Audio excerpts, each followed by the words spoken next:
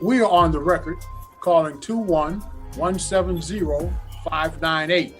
Midland Credit Management versus Kevin Hurst. Date and time for pretrial. No appearances. Good morning, Your Honor. May it please the court, Suzanne Strickarts, P44018, on behalf of the plaintiff. Quick legal note here, discovery isn't optional homework. It's a mandatory part of the legal process where both sides share evidence. Refusing it is like refusing to look at the exam paper but still insisting you pass the test. And your name, sir? Kevin Hurst. Okay, where are we on this file, people? Your Honor, we had a pretrial. You opened up a written discovery. We did send discovery out. We did receive it back, apparently unopened, indicating there was a written on the envelope itself. It had written, I'm reading here, I do not accept your offer to contract, all rights reserved, UCC 1-308, signed, and then it was a return to sender, Judge. All right, So Mr. we attempted to do discovery anyways. Mr. Hurst, did you refuse to accept the mail? Did I refuse to accept the mail? Yes. Sir, you can't do that. I can refuse to accept any mail that comes to me. This is what we're going to do. One of the things she sent you were requests for admissions. If you do not provide proper answers to those requests for admissions, they are deemed to be conclusively admitted. Do you understand that, sir? Objection, Your Honor. Do you understand what I have said? No, I don't. All right, here it is. I open written discovery in this matter. You have a right to whatever legal position you want, but you do not have your own set of court rules. Among the things that the court rules provide when written discovery is open is that she can send you requests for admissions. Those requests for admissions are in writing and they must be answered under oath and in a certain time frame. If they are not answered and filed in accord with the court rules, then they are deemed to be conclusively admitted. You will not be able to contest those things. And that was what was sent to you, sir. And that time to start running those started with the day they were mailed to you. Your Honor. You don't want to accept I'm not even sure. I do not have any understanding of this is my debt or not. They just coming with these allegations. I'm trying to see and verify if it is. When they called me the first time, they should have sent out verified. And there it is, the judge flat out telling him the golden rule. You don't get to make your own laws.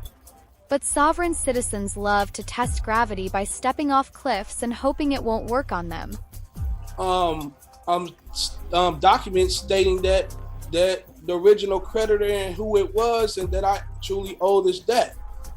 Well, Your Honor, I'll just indicate that we did attach to those. They already, Excuse me, Mr. Hurst. Excuse me, I wasn't finished. Excuse me.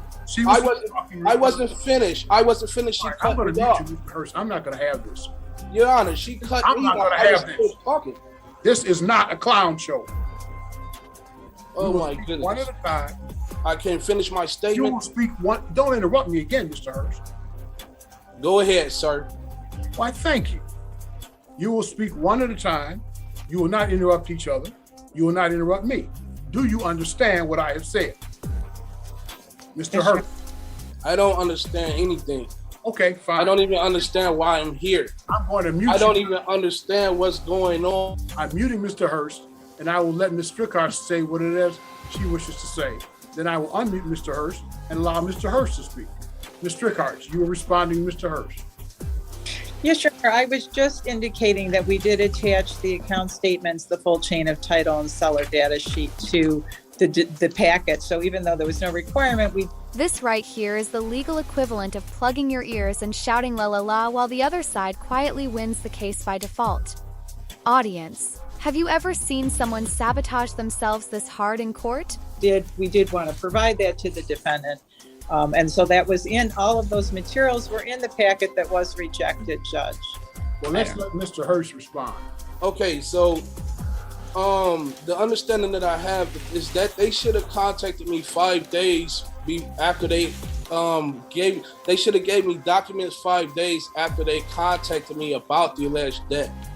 I told them I have no recollection of the debt. I don't even know enough information to admit or deny the allegations to the debt. So if they're accusing me of this debt, I would like to ask them a few questions so that they can verify that this debt even belongs to me. And that's why I refused the packet, because I don't know if they're trying to contract with me or not. I didn't know what it was, so I sent it back. All right, let me explain it to you again.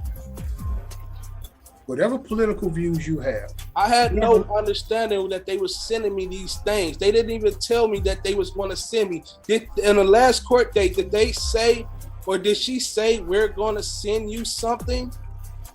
sir, I opened written discovery. That allows you to serve written discovery. That allows her to serve written discovery. And she did so. If you elect not to receive it, then that's on you. That's the risk, and you bear the risk of that. But I would urge you, and let me tell you, as I told you at the beginning, you have an absolute constitutional right to represent yourself, but what you do not have is a right to your own set of court rules. You may not be frustrating the court rules, sir, by refusing to accept mail. If that's the choice you make, then that's the choice you make, and you will have to live with the consequences of that. I would urge you, sir, perhaps you might want to get counsel, because I don't think you understand the process, and I'm not at all sure you understand the consequences of the choices that you are making. However, as I indicated, you have an absolute constitutional right to represent yourself. I would urge you to get counsel. So I'm going to give you another date.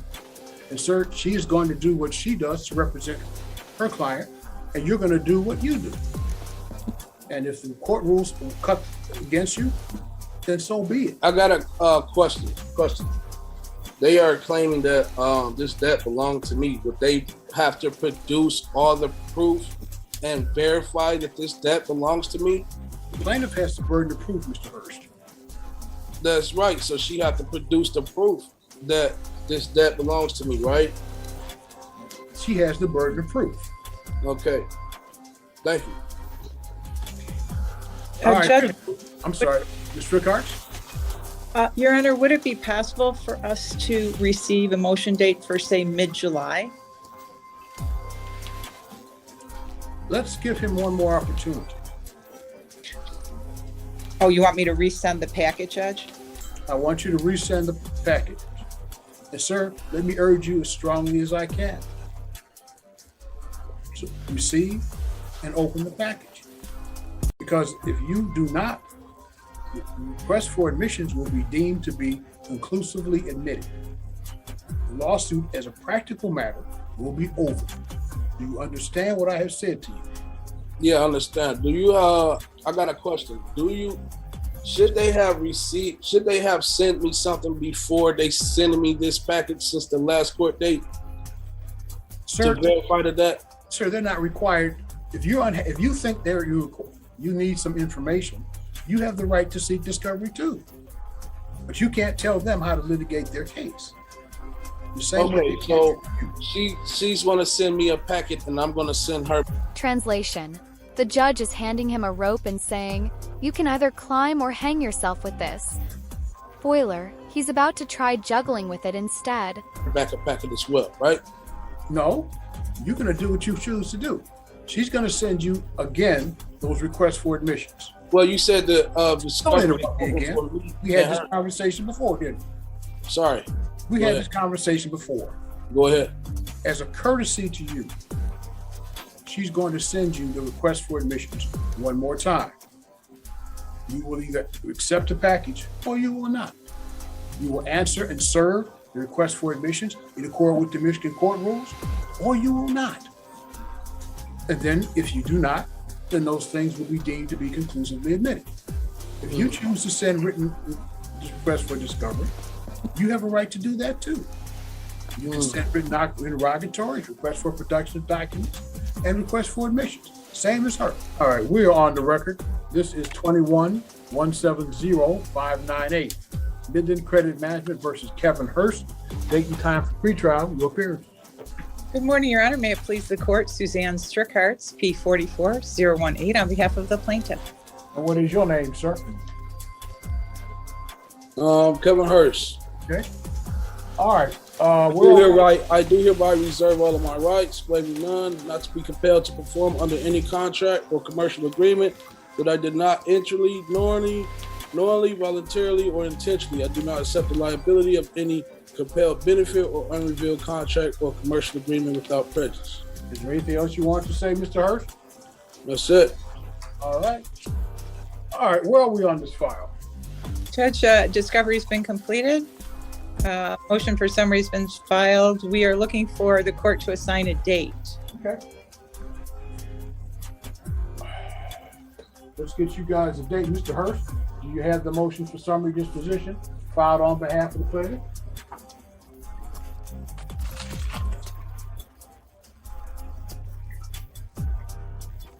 It looks like this. What's that? It looks like this. Yeah, I'm asking Yeah. you first if you received the motion for summary disposition filed by the plaintiff. Do I have it? Yes, sir. Yes. Okay. So let's set you a date for hearing and we'll move on. Does July 26th at 10 o'clock, does that work for everybody? Yep. Yes, Your Honor. Okay. July Thank 26th at 10 o'clock, we will hear the plaintiff's motion for summary disposition. Sir, if you wish to file and serve an answer to that motion for summary disposition, you must do so within the terms provided in the Michigan Court Rules.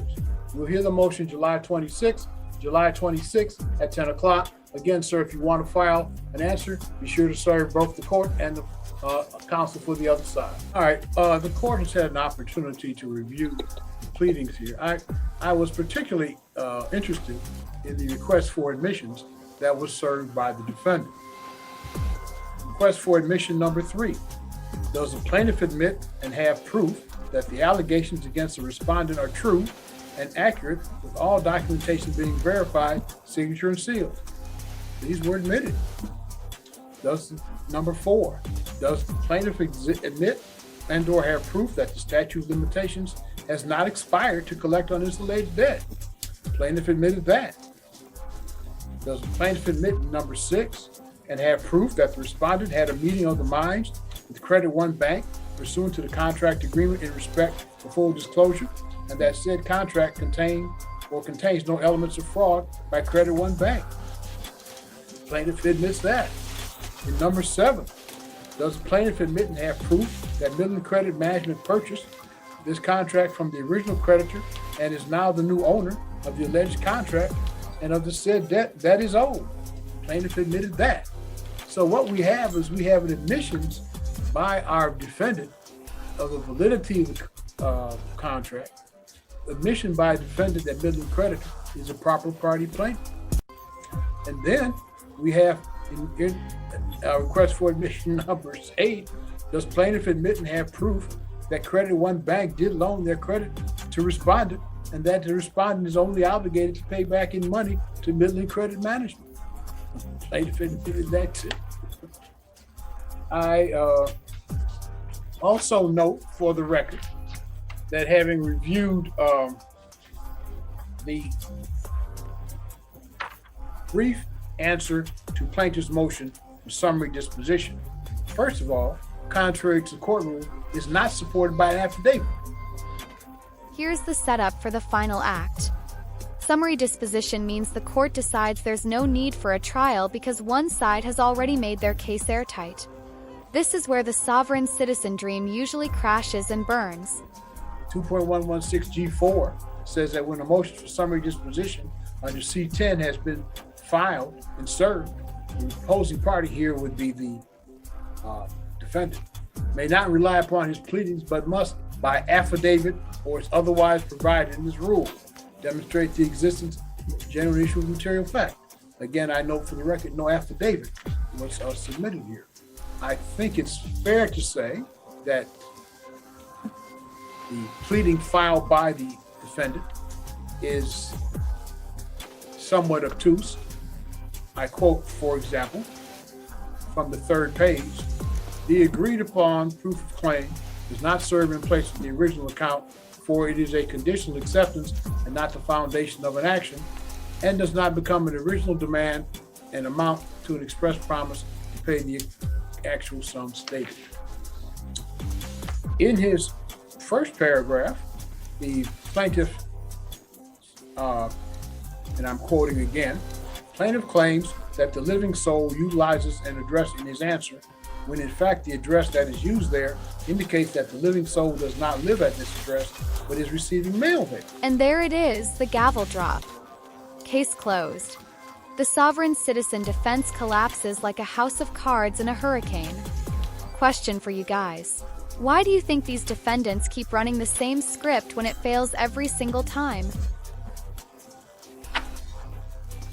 So, the defendant has failed to approve. He's failed to support his brief answer to plaintiff's motion for summary disposition by affidavit as required by the court. The court has had an opportunity to review the pleadings filed on behalf of the plaintiff in this matter, and I'm satisfied. There's no general issue of material fact in this matter. Summary disposition is granted in favor of the plaintiff.